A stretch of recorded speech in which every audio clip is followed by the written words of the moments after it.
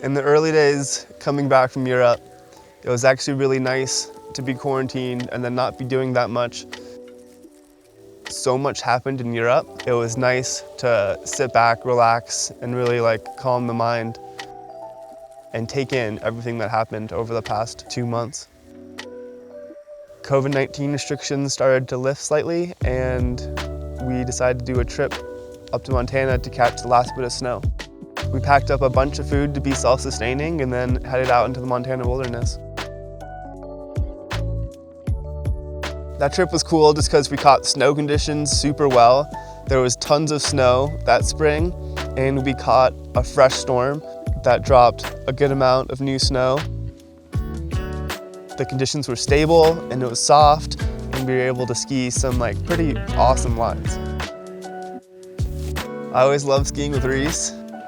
I feel like we feed really well off each other, and that trip was just about skiing and skiing for me and having a good time.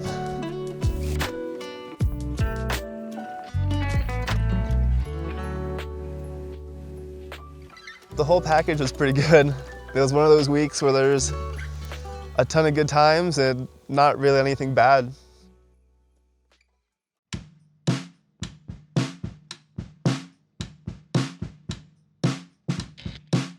I had enough money saved up from winning the tour that I was able to not work that summer and kind of go explore and visit some of the United States I hadn't been to.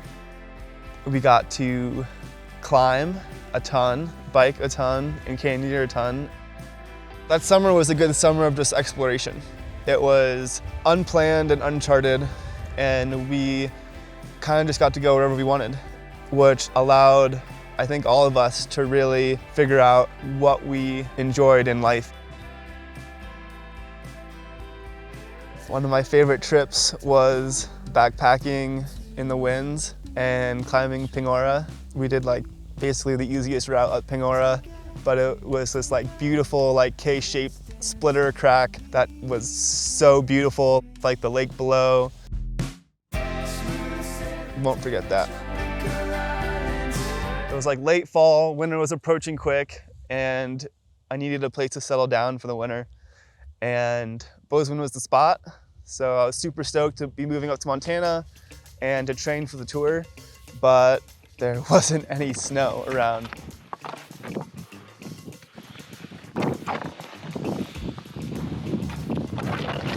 I was trying to push it and trying to get into cool zones to kind of prep myself. And because there wasn't enough snow, that means I was scraping a ton of rocks. It was just another challenge, another way to push myself and kind of focus on improving in just that niche way. My love and dedication to skiing has just kept me going and wanting to go up to the hill every day. It started snowing. No, but actually it did. It started snowing. I wanted to get a solid trip with some good skiing in before I left for the tour. So we cruised out to Cook. It was a little cold, but there was snow and we got a solid week of skiing in. It was fun just to be in true winter again and have a deep enough snowpack to ski what you wanted to ski. Definitely brought my head back into the game. Next was hop on a plane and send it to Andorra. Showed up to Andorra and conditions were a little funky. My goal is the same as the previous season, was just to qualify for the Beck. And to do that, you gotta ski consistent and you gotta ski well.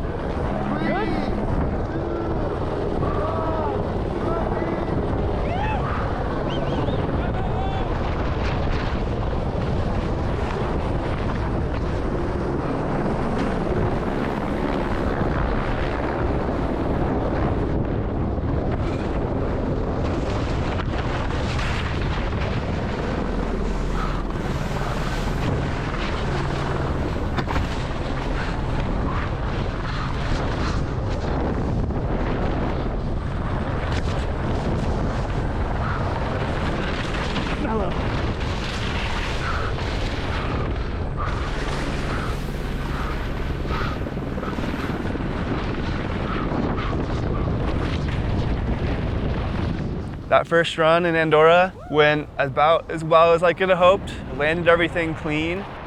That first run is always a little more nerve-wracking. It's the first one of the season. That felt good, and it gave me confidence to going into the next one. Because we were doing the same venue twice, and I'd already hit the airs, I really wanted to add more tricks into my second line.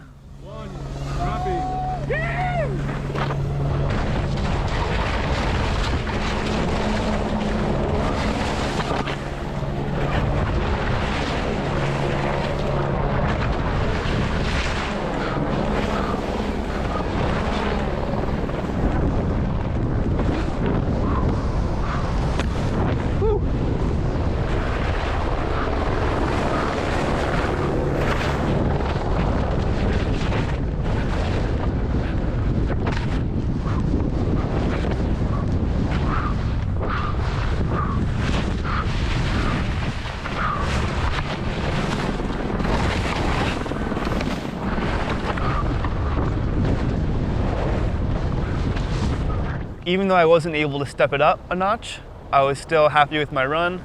After that second event, I was sitting in a perfect spot to qualify for the Beck and be in striking distance for another win.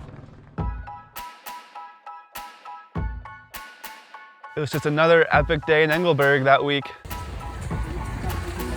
Powder panic. The POW skiing was good, the vibes were high, and we were all feeding off each other and having a great time. In the past couple days, we've been lapping this jump.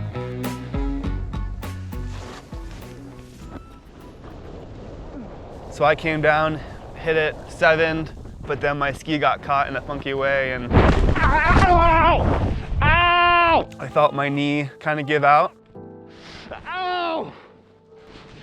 Get me out! Get me out of my ski! Ow! This was more painful than any ski injury I've had before. Left or right leg? Ow, lost! Left.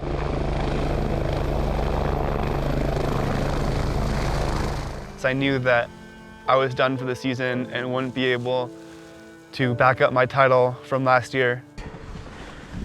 Let it down. I hold it, okay. Okay. Yeah. This thing hurts a lot was a big thing going through my head, but also I hope I'm going to be able to ski again. Thank you. Thanks you guys. Good luck, man. All the best. Thanks. Good luck in Freeride. Yeah. Get it. Love you guys. Okay, are you okay? Yeah, I'm good. When I got back to the US and saw my surgeon, I found out that I had ruptured my ACL and broken my tibial horn along with my meniscus, and it had folded over inside my knee along with some broken cartilage. And these injuries take 9 months to a year to even start to come back from. Even though I was still on crutches, I was able to make a trip down south to the desert and do some off-roading and visit some super cool places out in Canyonlands, which was super fun and exactly what I needed before going into surgery. Surgery went well. It was locked out and I was non-weight bearing and I was on the couch. I was able to start hangboarding a little bit during that time, which kind of brought my mind away from just being on the couch.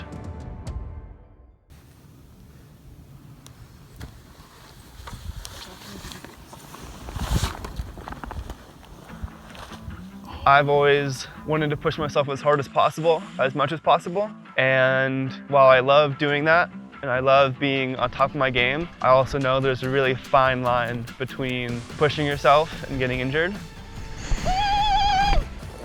Injury is just part of the sport in my eyes. There's only so many calculations and only so many things you can do when you're pushing it, and when there's variables that you can't control. At some point, if you do it long enough, it might get the best of you. Woo! Motivation comes from a lot of places. For me, it's those little benchmarks that happen every day to every week that keeps me motivated on the daily. And then it's the big picture goal of being able to ski again and being able to go on adventures and experience the outdoors. Those little benchmarks are what help keep me sane when I'm injured and not being able to do anything. Because they're little bite-sized challenges that don't push my knee too far, but allow me to see visible progress, which is super important to my mental health. Occasionally, I will push it too hard and tweak my knee. It's only happened like 2 or 3 times during my recovery. And when it does happen, you take a step back, let the swelling come down, but then continue to ramp up until you make it back to where you were when you tweaked it, and then you exceed it.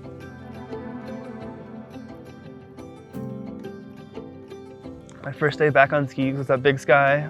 It was just like man-made snow, kind of dust strip, early season. It was good. I just made turns, went fast, felt the wind rush by my face, and loved it. Yeah, it was great. It was a great first day back on skis.